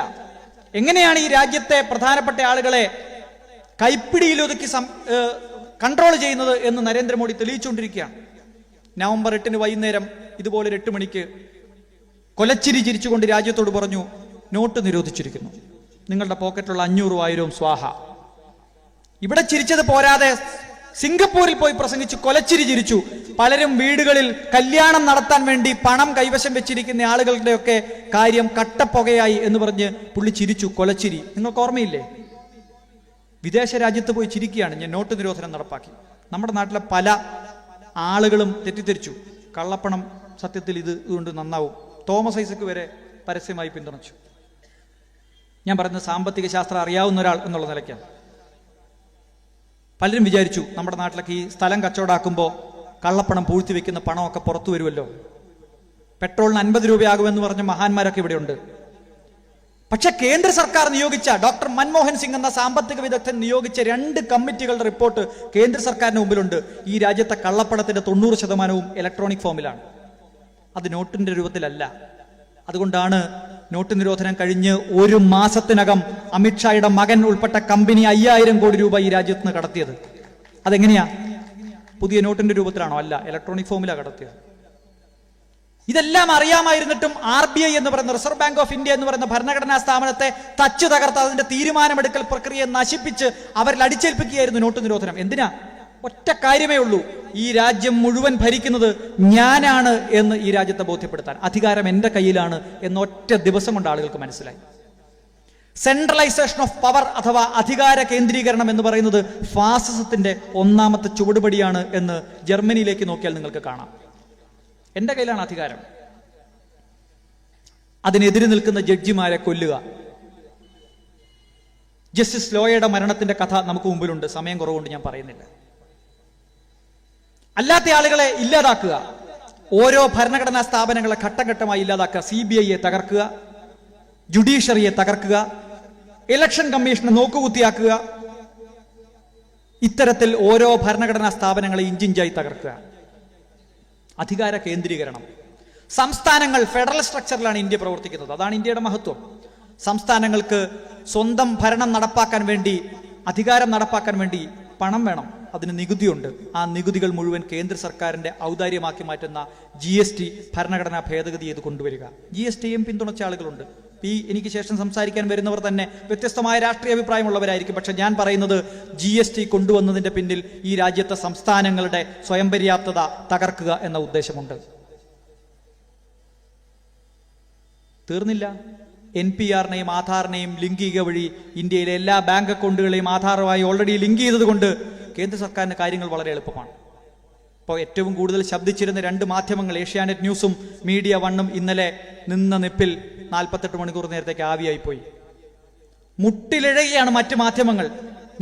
നിരോധനം കിട്ടാത്ത ചാനലുകൾ നിങ്ങളൊന്ന് വെച്ച് നോക്കൂ, ഈ വാർത്ത ഉണ്ടാവത്തില്ല. ഈ നിരോധനം കിട്ടിയ ചാനലുകൾ നിങ്ങൾ നോക്കൂ, അവർക്കും ഇതിനെപ്പറ്റി കാര്യമായിട്ടൊന്നും പറയാനില്ല. ഇന്നിറങ്ങിയ പത്രങ്ങൾ നിങ്ങളൊന്ന് എടുത്തു നോക്കൂ. അടിയന്തരാവസ്ഥ കാലത്ത് പോലും നടക്കാത്ത, നിരോധിച്ചതിന് ശേഷം മാത്രം ചീഫ് എഡിറ്റർ അറിയുന്ന കാര്യം പോലും ഇന്നത്തെ പത്രങ്ങൾ വേണ്ട രീതിയിൽ ഒരു മുഖപ്രസംഗം പോലും എഴുതിയിട്ടില്ല. പക്ഷെ ഇവരെല്ലാം പെട്ടെന്ന് കാര്യം മനസ്സിലാക്കി. ഇനി നരേന്ദ്രമോദിയെ വിമർശിച്ചാൽ, ഇനി ഒരു കലാപം ഉണ്ടാവുമ്പോൾ സത്യസന്ധമായി പറഞ്ഞാൽ, മുസ്ലിങ്ങളെ പേര് ചോദിച്ചുകൊണ്ട് പോലീസുകാർ ആക്രമിക്കുന്നു എന്ന സത്യം പറഞ്ഞതിന്റെ പേരിൽ, അത് റിപ്പോർട്ട് ചെയ്തതിന്റെ പേരിൽ നിയമം വളച്ചൊടിച്ച് 2 ചാനലുകൾ നിരോധിക്കാൻ ഇവർ ധൈര്യം കാണിച്ചപ്പോൾ എല്ലാ ചാനലുകാർക്കും കാര്യം മനസ്സിലായി. കുറച്ചുകൂടെ കാലം ഇവർ ഭരിക്കട്ടെ, ജനൻ TVയും റിപ്പബ്ലിക് TVയും മാത്രമേ കാണാൻ പറ്റൂ എന്ന നിയമം കൊണ്ടുവരും. നിങ്ങൾ നോക്കിക്കോ. ആളുകളെ പേടിപ്പിച്ച് അവർ പറയുന്നത് കേൾപ്പിക്കുക. എല്ലാ ആളുകളും അവനവന്റെ ബാങ്ക് അക്കൗണ്ട് ആധാറുമായി ലിങ്ക് ചെയ്ത് അങ്ങോട്ട് കൊടുത്തിട്ടുള്ളത് കൊണ്ട് ഡിസ്പ്യൂട്ടഡ് സിറ്റിസൺസിന്റെ പട്ടികയിൽ നിന്ന് പുറത്തു പോകുന്ന മനുഷ്യർ, NRC പട്ടിക വരുമ്പോൾ അതിന്റെ പുറത്തു നിൽക്കുന്ന മനുഷ്യർ, ഒരു തടങ്കൽ പാളയത്തിലും പോകേണ്ട, ഒരു പോലീസും വരണ്ട, റിസർവ് ബാങ്കിന്റെ പുതിയ നോട്ടിഫിക്കേഷൻ വരും. ഈ ആധാർ അക്കൗണ്ടുമായി ബന്ധപ്പെട്ട ആളുകളുടെ അക്കൗണ്ടുകളെല്ലാം ഫ്രീസ് ചെയ്തിരിക്കുന്നു, അവർ ഇന്ത്യൻ പൗരന്മാരാണ് എന്ന് തെളിയിക്കുന്ന കാലത്ത് നിങ്ങൾക്ക് ഈ അക്കൗണ്ടുകൾ ഉപയോഗിക്കാം. നിങ്ങളുടെ വീട്ടിൽ നല്ല പോലെ തപ്പിയാൽ 5000 രൂപ അല്ലെ 10000 രൂപ കാണും. നരേന്ദ്രമോദി അല്ല, പുള്ളിയുടെ അച്ഛൻ പറയുന്നത് നമ്മൾ കേൾക്കേണ്ടി വരും. ഞാനിത് ആരെയും പേടിപ്പിക്കാൻ പറയല്ല. ഈ രാജ്യത്തെ നിയമങ്ങളെ ഏത് തരത്തിലും ഭരണഘടനാ ലംഘനം നടത്തിക്കൊണ്ട് മുന്നോട്ട് പോകാം എന്ന് ഓരോ ദിവസവും തെളിയിച്ചുകൊണ്ടിരിക്കുന്ന ഒരു സർക്കാരിന് ഇത് ചെയ്യാൻ എന്താ ബുദ്ധിമുട്ടുള്ളത്? ആ ഓപ്പറേഷനാണ് അവർ നടത്തിക്കൊണ്ടിരിക്കുന്നത്. ആ ഓപ്പറേഷന്റെ ഭാഗമാണ് ഇപ്പോൾ നടക്കുന്ന എല്ലാ ഓപ്പറേഷനും. ആ അന്തിമമായ ഓപ്പറേഷൻ ഇന്ത്യ ഒരു ഹിന്ദു രാജ്യമാക്കി മാറ്റണം എന്ന പഴയ സംഘപരിവാറിന്റെ സ്വപ്നമാണ്. ഒരു വശത്തുകൂടി ആ സ്വപ്നം നമ്മുടെ മുമ്പിൽ അടിച്ചേൽപ്പിച്ചുകൊണ്ട് ഈ ഹിന്ദു രാഷ്ട്രത്തിലേക്ക് നടന്നെടുക്കുമ്പോൾ നമ്മളെല്ലാം അതിന്റെ പുറകെ പോകും. ഇവിടെ എല്ലാം എല്ലാ ദിവസവും ചർച്ച ചെയ്യും. നമ്മളിപ്പം 90 ദിവസമായിട്ട് പൗരത്വ നിയമം ചർച്ച ചെയ്യും. അപ്പുറത്ത് വലിയ കൊള്ള നടക്കുകയാണ്. യഥാർത്ഥത്തിൽ നമ്മൾ ചർച്ച ചെയ്യേണ്ട വിഷയം എന്തുകൊണ്ട് ഇത്തരം വിഷയങ്ങൾ കൊണ്ടുവന്ന് നമ്മുടെ ശ്രദ്ധ മാറ്റി നിർത്തുന്നു എന്നുള്ളത് യഥാർത്ഥത്തിൽ അപ്പുറത്ത് നടക്കുന്ന വലിയ കൊള്ളയാണ്. പുരയ്ക്ക് തീ കൊളുത്തുക, എന്നിട്ട് വാഴ പുറകിലൂടെ വെട്ടിക്കൊണ്ടുപോവുക. BSNL ഉൾപ്പെടെയുള്ള പൊതുമേഖലാ സ്ഥാപനങ്ങൾ തകർത്തുകൊണ്ടിരിക്കുകയാണ്. നവരത്ന കമ്പനികൾ തകർത്തുകൊണ്ടിരിക്കുകയാണ്. ഈ NTPC ഇവിടെ ഉണ്ട്. നല്ല രീതിയിൽ തെർമൽ പവർ ഉൽപ്പാദിപ്പിച്ച് നമുക്ക് 5 രൂപയ്ക്കും 4 രൂപയ്ക്കൊക്കെ തരുന്ന കമ്പനിയുണ്ട്. ഇപ്പോൾ സോളാറിലേക്കൊക്കെ പോകുകയാണെന്നാണ് ഞാൻ മനസ്സിലാക്കിയത്. ഞാൻ ഇന്ന് അവിടെ പോയി, അവിടുത്തെ ഗസ്റ്റ് ഹൗസിൽ നല്ല ചായ കിട്ടി. ഞാൻ അവരോട് പറഞ്ഞു, അധികകാലമൊന്നും പൊതുമേഖലാ സ്ഥാപനം ഇങ്ങനെ നിലനിൽക്കില്ല കേട്ടോ. നരേന്ദ്രമോദിക്ക് ആദ്യം വിൽക്കണം തോന്നി, ഇതുവഴി എങ്ങാനും പുള്ളി പോകുന്നുണ്ടെങ്കിൽ ഉറപ്പായിട്ടും NTPC വിറ്റിഴിക്കും. ഇന്ത്യയിൽ സർക്കാർ ശമ്പളം വാങ്ങുന്ന മുഴുവൻ മനുഷ്യരോടും ഞാൻ പറയുന്നു, അധിക കാലം മുമ്പല്ല, ഇന്നിപ്പോ പഴുത്ത പ്ലാവില വീഴുമ്പോൾ പച്ച പ്ലാവില ചിരിക്കുന്നത് പോലെ നിങ്ങൾ ചിരിക്കണ്ട. നിങ്ങളുടെ ശമ്പളവും പെൻഷനും ഒന്നും അധിക കാലം ഉണ്ടാവത്തില്ല. പൊതുമേഖലാ സ്ഥാപനങ്ങളെ സ്വകാര്യവൽക്കരിക്കുക. തീർന്നോ? ഇല്ല. ഈ രാജ്യത്തെ സംരക്ഷിക്കേണ്ട, വ്യോമസേനയുടെ ഹെലികോപ്റ്റർ ഉണ്ടാക്കേണ്ട കരാർ റിലയൻസ് പോലെ ഒരു കളിപ്പാട്ട ഹെലികോപ്റ്റർ പോലും ഉണ്ടാക്കാത്ത കമ്പനിക്ക് കൊടുക്കുക. എന്താ സുപ്രീം കോടതിയിൽ കേസ് പോയപ്പോൾ സുപ്രീം കോടതി ചെയ്തത്? റഫേൽ ഡീലിൽ കേസ് കൊടുത്ത ആളുകൾക്ക് കോപ്പി കൊടുക്കാതെ സീൽഡ് കവറിൽ കേന്ദ്ര സർക്കാർ കൊടുത്ത രേഖകൾ പരിശോധിച്ചുകൊണ്ട് സുപ്രീം കോടതി പറഞ്ഞു ഇതിൽ യാതൊരു അഴിമതിയുമില്ല. സീൽഡ് കവറിലെ ഈ രാജ്യത്തിന്റെ ജുഡീഷ്യറിയുടെ ചരിത്രത്തിൽ ആദ്യമായിട്ടാണ് എതിർഭാഗത്തിന് കോപ്പി കൊടുക്കാതെ വായിച്ചു കേൾപ്പിക്കാതെ രഹസ്യരേഖയുടെ അടിസ്ഥാനത്തിൽ തീരുമാനിച്ചു. അതുകൊണ്ട് എന്താ പറ്റിയത്? വെക്കാത്ത എഴുതാത്ത CAG റിപ്പോർട്ട് എഴുതിയെന്നും വായിച്ചുവെന്നും ജഡ്ജി വിധിന്യായത്തിൽ എഴുതി ചേർക്കൂ. അത് തെറ്റാണെന്ന് പിന്നീട് പറയേണ്ടി വന്നു. ഈ രാജ്യത്തെ ജുഡീഷ്യറി എങ്ങോട്ടാണ് പോകുന്നത് എന്ന് നമ്മൾ പരിശോധിക്കണം.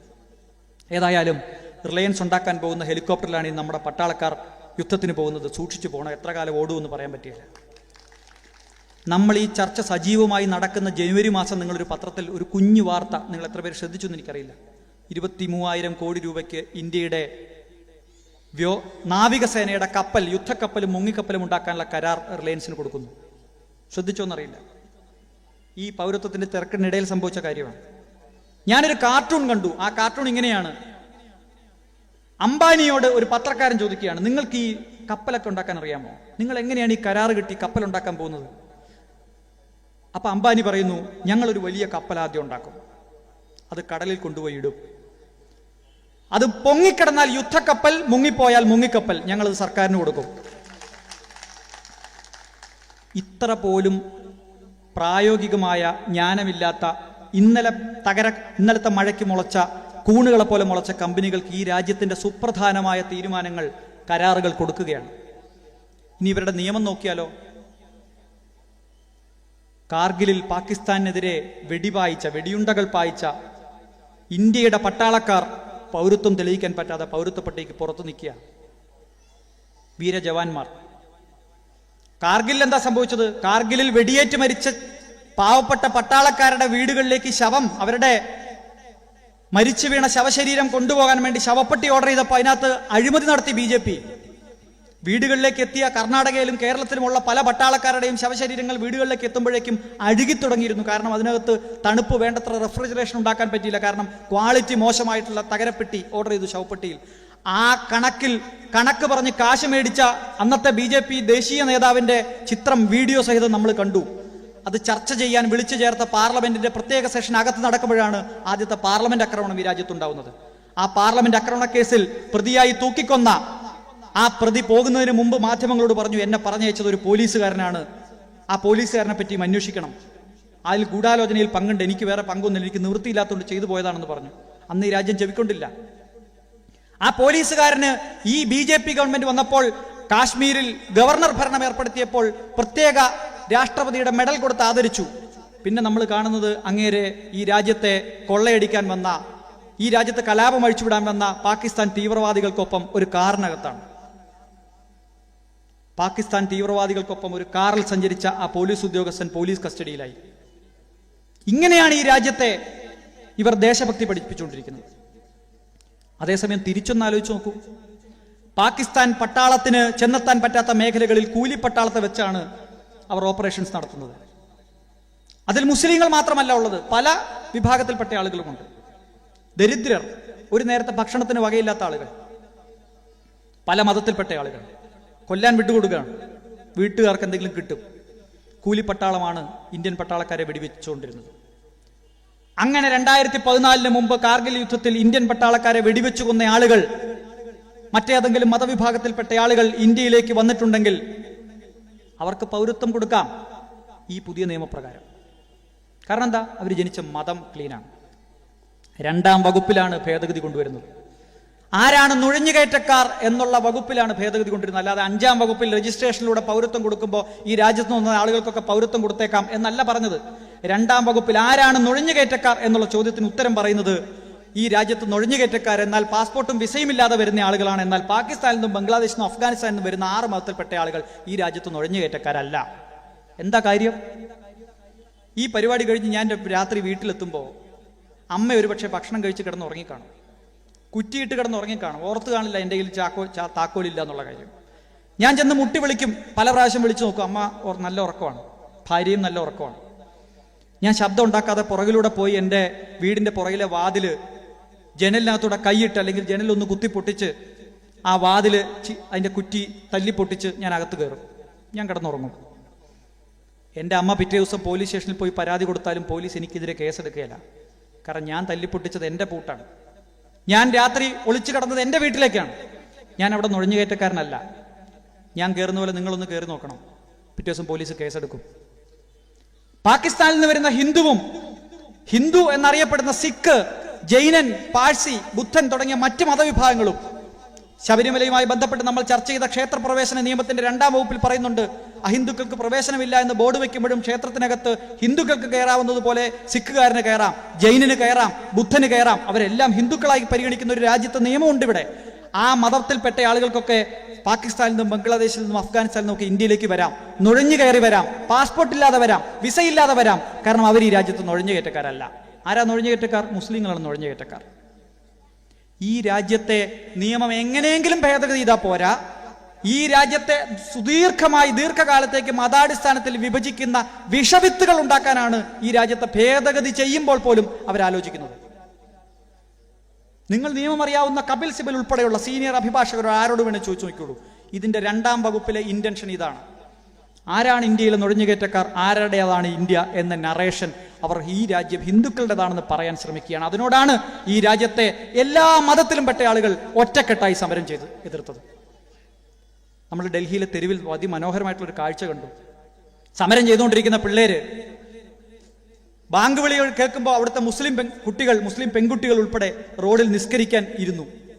അവരുടെ ചുറ്റിനും ഒരു പോലീസ് വരാതെ വലയം പ്രാപിച്ചു നിന്നത് തലപ്പാവും തൊപ്പിയും ധരിച്ച സിഖുകാരും അതിൻ്റെ ഇപ്പുറത്ത് ഹിന്ദുക്കളുമായിരുന്നു.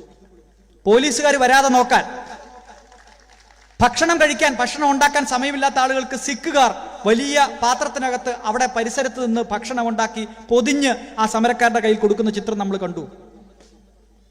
അതുകൊണ്ടാണ് കപിൽ സിബൽ പറഞ്ഞത്, ഈ രാജ്യം ആരുടേതാണ് എന്ന് നിങ്ങൾക്ക് മനസ്സിലായിട്ടില്ല എന്ന്. ഇവർക്ക് മനസ്സിലായിട്ടില്ല. കാരണം ഇവർ ഈ രാജ്യം ഉണ്ടാക്കിയതിൽ ഞാൻ നേരത്തെ പറഞ്ഞാൽ ഒരു പങ്കും വഹിച്ച ആളുകളല്ല. ഈ രാജ്യത്തിന്റെ മതേതരത്വത്തിന്റെ ആഴം, വേരുകളുടെ ആഴം ഇവർ വിചാരിക്കുന്നതിലും വളരെ കൂടുതലാണ്. അതൊരു അമിത്ഷായോ ഒരു നരേന്ദ്രമോദിയോ വിചാരിച്ചാൽ പറിച്ചെടുക്കാൻ പറ്റുന്നതല്ല. അതുകൊണ്ട് എനിക്ക് നിങ്ങളോട് അഭ്യർത്ഥിക്കാനുള്ളത്, ഈ രാജ്യത്ത് ആരുടെ മൗലികാവകാശം ലംഘിക്കപ്പെടുമ്പോഴും നമ്മൾ ശബ്ദമുയർത്തണം. ഈ രാജ്യത്തിന്റെ ഭരണഘടന പറയുന്നത് ഈ രാജ്യത്തൊരു നിയമം ഉണ്ടാക്കി. ആ നിയമം 100 കോടി ജനങ്ങളുള്ള ഈ രാജ്യത്ത് 99,99,999 പേരുടെയും മൗലികാവകാശം സംരക്ഷിക്കുന്നതും അവരുടെ താല്പര്യങ്ങൾക്ക് ഗുണകരമായതുമാണെങ്കിലും അവശേഷിക്കുന്ന ഒരാളുടെ മൗലികാവകാശം ലംഘിക്കപ്പെട്ടെന്ന് തോന്നിയാൽ അത് ഈ രാജ്യത്ത് നിലനിൽക്കില്ല എന്നാണ്. ആർട്ടിക്കിൾ 226 അനുസരിച്ച് ഞാൻ എന്റെ മൗലികാവകാശം ലംഘിക്കുന്ന ഒരു നിയമം ചോദ്യം ചെയ്താൽ കേന്ദ്ര സർക്കാർ കോടതി പറയാണ് 99,99,000 പേർക്കും ഈ നിയമം ഒരു കുഴപ്പമില്ല, ഇയാൾക്ക് മാത്രമേ കുഴപ്പമുള്ളൂ. ജഡ്ജി 2 ഭാഗവും കേൾക്കും. എന്റെ മൗലികാവകാശം ലംഘിച്ചതാണ് പാർലമെന്റ് പാസാക്കിയ നിയമമെന്ന് തോന്നിയാൽ വേണമെങ്കിൽ 28 സംസ്ഥാനങ്ങളുടെ നിയമസഭകളും പാസാക്കിയാലും ഈ രാജ്യത്തെ ലോക്സഭയും രാജ്യസഭയും പാസാക്കിയാലും ആ നിയമം ഒരു ഹൈക്കോടതിയുടെ സിംഗിൾ ജഡ്ജി ഇരുന്ന് റദ്ദ് ചെയ്യും. കാരണം അത് എന്റെ മൗലികാവകാശത്തിന്റെ ലംഘനമാണ്. ഒരാളുടെ മൗലികാവകാശത്തിന്റെ പോലും ലംഘനം ഈ രാജ്യത്തെ ഭരണഘടന അനുവദിക്കുന്നില്ല. അതാണ് ജനാധിപത്യം. ഏറ്റവും വീക്കസ്റ്റ് ആളുകളുടെ അവകാശം സംരക്ഷിക്കുന്നു. അവിടെ കാശ്മീരിൽ വലിയ ധ്വംസനം നടന്നു. കാശ്മീരിൽ അധികാരത്തിൽ വന്ന സർക്കാരിനെ പിരിച്ചുവിട്ടു. അവരെ തടങ്കൽ പാളയത്തിലാക്കി. അവർ ഇന്ന് അറസ്റ്റിലാണ്, അവിടുത്തെ മുഖ്യമന്ത്രിയും മുൻ മന്ത്രിമാരും ഒക്കെ. നമ്മളാരും പ്രതികരിച്ചില്ല. നമ്മുടെ നാട്ടിലെ ഒരു പാവം കണ്ണൻ ഗോപിനാഥൻ മാത്രം തന്റെ IAS പദവി വലിച്ചെറിഞ്ഞ് പ്രതികരിച്ചു. എൻ്റെ ക്ലാസ്മേറ്റ് ആണ്, 8ാം ക്ലാസ്സിൽ ഞങ്ങൾ ഒരുമിച്ച് പഠിച്ചതാണ് കണ്ണൻ. ഞാനും കണ്ണനും ഒരു സ്കൂളിൽ. അന്ന് മുതൽ എനിക്ക് കണ്ണനെ അറിയാം. പലരും പറഞ്ഞു കണ്ണന് IAS നിന്ന് പല തിരിച്ചടിയും വന്നുകൊണ്ടാണ് പിരിച്ചുവിട്ടത്. അല്ല, ഈ വർഷം ജനുവരി 26-ന് ഏറ്റവും നല്ല ജില്ലാ കളക്ടർക്കുള്ള പ്രധാനമന്ത്രിയുടെ അവാർഡിന് തന്റെ പേര് എഴുതി അയച്ചില്ല എന്നതാണ് കണ്ണൻ ഗോപിനാഥിനെതിരായി കൊടുത്ത 1ാമത്തെ ചാർജ് ഷീറ്റിലെ കുറ്റം. നിങ്ങൾക്കറിയാവോ? ഈ സമരപരിപാടികൾക്ക് പോകുമ്പോൾ ആളുകൾ പറയും ഇത് സംഘടിപ്പിക്കാൻ വലിയ ബുദ്ധിമുട്ടാണ്, പൈസയാവും എന്നൊക്കെ പറയും. ഞാൻ ചോദിക്കും, കണ്ണന് നഷ്ടപ്പെട്ടത് ഒരു ജോലിയും തൻ്റെ ജീവിതവുമാണ്. നമുക്ക് എന്ത് നഷ്ടപ്പെട്ടു? കണ്ണൻ പൗരത്വ പട്ടികയ്ക്ക് പുറത്തു പോകുന്ന ആളല്ല. അപ്പൊ അതുകൊണ്ട് തീർച്ചയായിട്ടും കാശ്മീരിൽ നടന്ന ധ്വംസനത്തിനെതിരായി നമ്മൾ ശബ്ദമുയർത്തണമായിരുന്നു. 370 നടപ്പാക്കി, ആരും പ്രതികരിക്കുന്നില്ല. അടുത്ത ഘട്ടത്തിലേക്ക് പോയി, CAA പോയി, ആരും പ്രതികരിക്കുന്നില്ല. ഇന്ന് മാധ്യമങ്ങളുടെ നാവരിഞ്ഞു, ആരും പ്രതികരിക്കുന്നില്ല. നാളെ ഇങ്ങനെ വന്നുകൊണ്ടിരിക്കും. ഇതാണ് ഫാസിസം കടന്നു വരുന്നത്. അതുകൊണ്ട് ഭരണഘടന ഉറപ്പിക്കുന്ന, ഭരണഘടന നിലനിർത്തുന്ന, ഭരണഘടനയിൽ പറയുന്ന മതേതരത്വ മൂല്യങ്ങൾ നമ്മളുടെ ജീവിതത്തിൽ പ്രാവർത്തികമാക്കുന്ന ഒരു ജനത ഇവിടെ ഉണ്ട് എന്ന് ഈ രാജ്യത്തെ സർക്കാരിനെ ബോധ്യപ്പെടുത്തണം. അത് ബോധ്യപ്പെടുത്താൻ തീർച്ചയായിട്ടും ഇത്തരം റാലികളും ഇത്തരം സന്ധ്യകളും നമ്മുടെ നാട്ടിൽ വളരെ അത്യാവശ്യമാണ്. നമ്മുടെ വീട്ടിൽ ഖുർആൻ ഉണ്ടെങ്കിലും ബൈബിൾ ഉണ്ടെങ്കിലും രാമായണം ഉണ്ടെങ്കിലും അതോടൊപ്പം ഇത് മൂന്നും നിലനിർത്താനുള്ള ഭരണഘടന കൂടി നമ്മൾ വാങ്ങിച്ചു വെക്കണം. നമ്മുടെ കുട്ടികൾക്ക് അത് വാങ്ങിച്ചു കൊടുക്കണം, അത് വായിച്ചു കേൾപ്പിച്ചു കൊടുക്കണം. ഈ രാജ്യം ഉണ്ടാക്കിയത് സംഘപരിവാർ അല്ല എന്നവരെ പറഞ്ഞ് ബോധ്യപ്പെടുത്തണം.